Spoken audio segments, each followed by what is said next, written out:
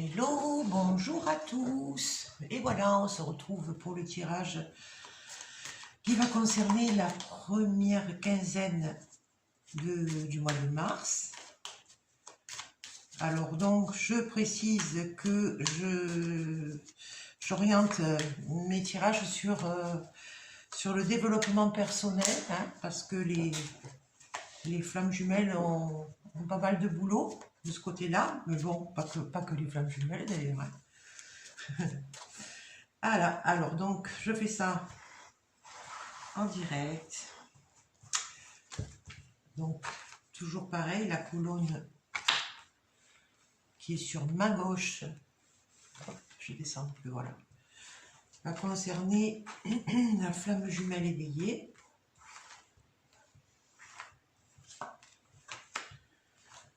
Pour la première quinzaine de mars, la colonne qui se trouve à ma droite, pour une fois je n'inverse pas, va concerner le jumeau ou la jumelle. Donc j'aborde l'état d'esprit, les épreuves ou obstacles et ce qui a été conscientisé. N'hésitez pas à vous lâcher sur les pouces bleus. Ce serait sympa.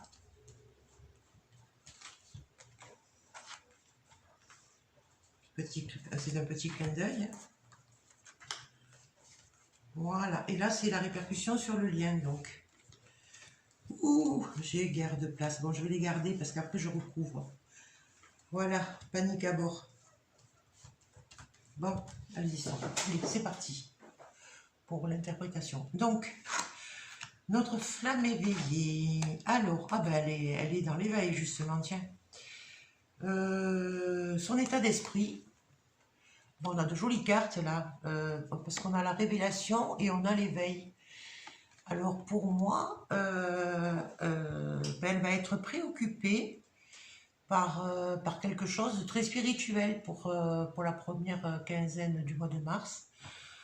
Donc peut-être pour celles qui sont sur des voies de médiumnité, peut-être qu'il va y avoir, comment on explique ça, comment on dit ça, une évolution, voilà, ça va se développer encore plus. Pour d'autres, ça va être des prises de conscience importantes sur leurs capacités particulières, en tout cas, je dirais. Voilà, mais qui ont lieu très avec le spirituel, le monde spirituel. Pour la flamme qui est dans le déni, alors on a la blessure de trahison avec la créativité. Mais donc, elle, par contre, elle est de son côté, elle est préoccupée encore par la blessure de trahison. Alors, la blessure de trahison, en fait, est en lien avec la blessure d'abandon. Voilà. Donc, il va falloir qu'elle fasse preuve de créativité pour changer sa réaction à cette blessure, je pense. Hein. Et puis, peut-être pour ne plus attirer... les personnes ou les situations, hein, qui la mettent dans cet état émotionnel. Bon. Ah, là on nous parle d'un cadeau. Oh, moi je verrais ça presque comme une récompense, les amis. Donc voilà, d'un côté il y a une belle évolution spirituelle pour la flamme éveillée. C'est comme une récompense par rapport à un travail qu'elle a déjà effectué. Alors bien sûr, ce tirage ne peut pas parler à tout le monde, hein, puisqu'il est d'ordre général, mais je pense qu'il va peut-être être en concordance avec beaucoup d'entre vous. Voilà, et donc, de l'autre côté, même si c'est un peu souffrant, c'est aussi un cadeau, parce que bon, une fois qu'on a dépassé la blessure, justement, c'est pour se débarrasser de réactions émotionnelles trop fortes, en fait. Et surtout changer de comportement. Il y a des choses qui sont en train de mûrir aussi. C'est une sorte d'appel à l'éveil aussi, hein, de toute manière. D'accord ? épreuve ou obstacle. Oh, pas alors. Mais on a de jolies cartes pour ce premier trimestre, première quinzaine, je vais y arriver, je suis déjà parti loin moi. Voilà, donc on a l'étoile avec l'union. Alors l'étoile, ben, moi je pense que ça a trait aussi avec l'éveil, là, hein, on est en plein dans l'univers là. Alors là, je pense que c'est l'union à elle-même, hein, ou la réunion avec elle-même, c'est-à-dire qu'elle récupère tous les morceaux d'elle qui étaient inexplorés jusqu'ici. Et puis c'est une révélation, elle se croyait peut-être pas capable de faire certaines choses, pas capable d'y arriver, pas capable Et puis ça fonctionne là, hein. Elle est dans le ressenti à fond en tout cas, hein. Et ça lui procure, du coup, les obstacles, là ils ont pété, hein. Donc le mois de mars démarre fort pour les flammes éveillées. De l'autre côté, ah ben voilà, de l'autre côté on a l'intuition qui s'aiguise à fond, hein, et donc la Kundalini qui nous parle d'une énergie aussi qui est en train de monter, peut-être dû au printemps. Ça s'éveille dur là pour les deux. Et on est en plein dans le spirituel du coup, hein, des deux côtés. Et même la blessure de trahison, là, ou la situation de trahison vécue, elle va être, cette fois-ci, je pense qu'elle va être bien approchée en fait avec la créativité. Ouais. Il ou elle va savoir comment s'adapter, va aller chercher aussi des parties inexplorées, hein. Voilà, pour moi ça me fait écho. C'est des révélations pour les deux, hein. C'est un cadeau aussi que chacun, un qui reçoit, je pense, et l'autre qui se fait à lui-même. Alors là, ben, on est dans l'incubation. Enfin, la carte de l'incubation nous parle de notre intériorité, d'un repli sur soi, d'un moment aussi où on couve quelque chose, on prépare quelque chose. À vous de voir ce qui résonne pour vous. Mais les deux sont en train d'explorer, moi je dirais, ben, leur intuition, leur médiumnité, les parties d'eux, voilà, qui étaient inexplorées ou pas encore trop développées. Et ça nourrit d'un côté l'étoile, ben, c'est la chance, hein, aussi, ça fait partie de la chance, du succès, la réunion à soi-même, la rencontre avec soi-même. Là, on a la Kundalini de l'autre côté. Bon, bah, écoutez, ils sont au repos, les deux jumeaux, là, ce mois-ci. Alors, ce qui a été conscientisé, ah ben voilà, j'aime bien, c'est que du bonheur, là. On a l'enfant intérieur avec l'ouverture. Donc, ça y est, elle se laisse guider par son enfant intérieur et elle l'a sorti de la cage. Voilà, donc voilà, il va vers le soleil, l'enfant intérieur, là. Elle est arrivée parce que c'est des parties de nous qu'on n'osait pas montrer aussi. Moi, ça me fait écho à ça. Et là, elle ose enfin, voilà, se mettre au grand jour des choses qu'elle tenait cachées jusqu'ici. Voilà, je ne sais pas si ça vous parle. Par exemple, ce que je suis en train de faire là en ce moment, ben, on aurait dit ça il y a un an en arrière, j'aurais jamais pensé que j'oserais le faire un jour, et puis finalement, ben, quand on a franchi le pas, on se rend compte que c'est pas comme on l'imaginait aussi traumatisant. Ça reste un petit peu, comment dire, un peu à faire un effort, mais jusqu'au moment où il n'y en aura plus, parce qu'après on s'habitue aux choses, et puis comme ça se passe bien, ben voilà, on se dit mais pourquoi j'avais peur comme ça, je comprends pas. Et voilà, et de l'autre côté, on sort aussi de sa zone de confort, et on tombe le masque justement. Ben, ça fait sortir de sa zone de confort, ça aussi. Donc c'est amusant parce que finalement, alors là je trouve que la communication est liée, hein. Les deux font à peu près le même travail, pas avec les mêmes outils, et pas pour les mêmes raisons, mais enfin les mêmes buts. Voilà, eh ben, ça fait tomber l'ego. L'ego est en train de tenir moins de place. Voilà. on va beaucoup plus dans son intuition. Donc, l'ego, oui, il est beaucoup moins présent. Ils ont compris hein, aussi, puisque c'est ce qui a été conscientisé. Donc, on met son ego de côté. On n'a plus peur de se montrer au grand jour. On a peut-être moins peur du regard des autres aussi, hein, du coup, parce que l'ego, il nous dit ne fais pas, tu vas être ridicule, par exemple. Hein, des fois, il empêche d'avancer, hein, l'ego. Voilà, parce qu'on a peur, voilà, de ne pas être à la hauteur. Mais si on se débarrasse du regard des autres, ben, et qu'on le fait pour un travail pour soi, déjà, pour une évolution personnelle et une découverte de soi, ben, rien que là, c'est gagné, quoi. Et là, il n'y a pas la place à l'ego.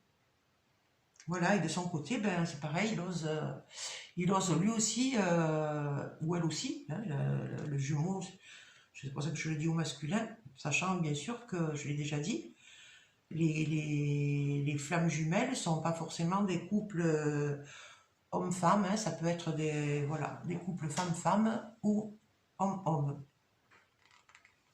Donc voilà, de son côté, ben, c'est pareil, il tombe le masque, il ose montrer qui il est vraiment ou qui elle est vraiment. Là, il y a une idée aussi c'est le mensonge, donc on ne se ment plus à soi-même aussi. On sort de ses zones de confort, en fait. Voilà, on ose. Eh ben, c'est bien le printemps, là, qui arrive. Que des bonnes nouvelles. Bon, que ça dure, hein. Allez, je recouvre. Pour voir si je peux vous dire d'autres choses qui pourraient être intéressantes.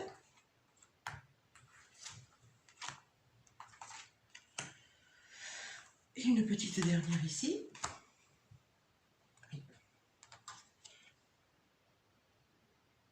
Et bien voilà, alors on a les chemins. Donc, mes cartes qui tombent, bon c'est pas grave, je les ramasserai après. On a le chemin, donc avec la révélation qui lui vient par rapport à... Ben là, elle est connectée à fond avec l'univers, elle a d'autres orientations à prendre, elle va explorer d'autres chemins. Et elle se sent cette fois, elle se sent... ça lui est envoyé, elle le reçoit, on lui met les choses sur sa route aussi en fait, hein, cette croisée des chemins, c'est aussi ça, les choses qui viennent sur sa route. D'accord? Bon. Là, on a le lâcher-prise. Voilà, par rapport à la blessure de trahison et la créativité. Donc pour moi, le lâcher-prise, c'est que ben, il ne cherche plus à contrôler les situations ou à contrôler les gens autour de lui. Et parce qu'il en a ras-le-bol de... Hein, ça fait quelques fois qu'on le teste avec ça. Donc, bon, ça finit par faire son chemin. Hein, voilà, ça commence à porter ses fruits, on va dire. Et on va vers le lâcher-prise. Alors, sur le lien, donc le cadeau. Le cadeau avec la roue. Hein, c'est comme quoi, ben, la roue tourne et un coup on est dans des punitions avec des foudres karmiques, mais de temps en temps on sent un cadeau aussi. Hein. Ça va pas toujours dans le même sens, voilà. Il faut accepter, voilà, que des fois on se sent bien, bien à notre place, et puis il y a des moments, on baisse les bras, on n'y croit plus. C'est ça fluctue, hein. Ah, on parlait des foudres karmiques. Eh bien, elles sont là. Alors, pour le coup, ben là, ce ne sont pas des foudres. Hein. Là, c'est l'univers qui se manifeste, mais voilà, sous forme, au contraire, de cadeaux, on a vu là. On a la chance qui veille sur nous, quoi. Hein. Mais c'est karmique, par contre, voilà.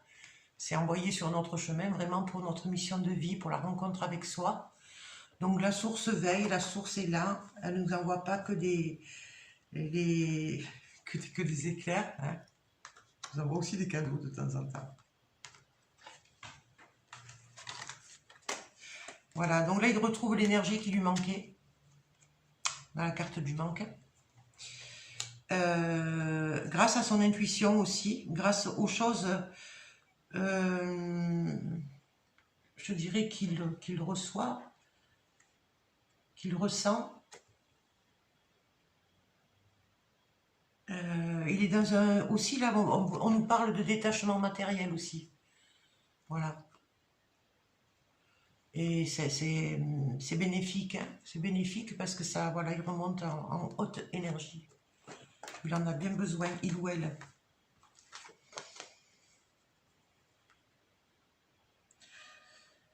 Là, c'est la rupture. Alors, la rupture, c'est la rupture, je pense, avec des situations passées, avec des comportements passés. Il y a eu ce temps d'incubation-là qui a permis, voilà, qui a permis oui, de rompre, non pas le lien, mais de rompre avec les comportements qui nuisaient au lien.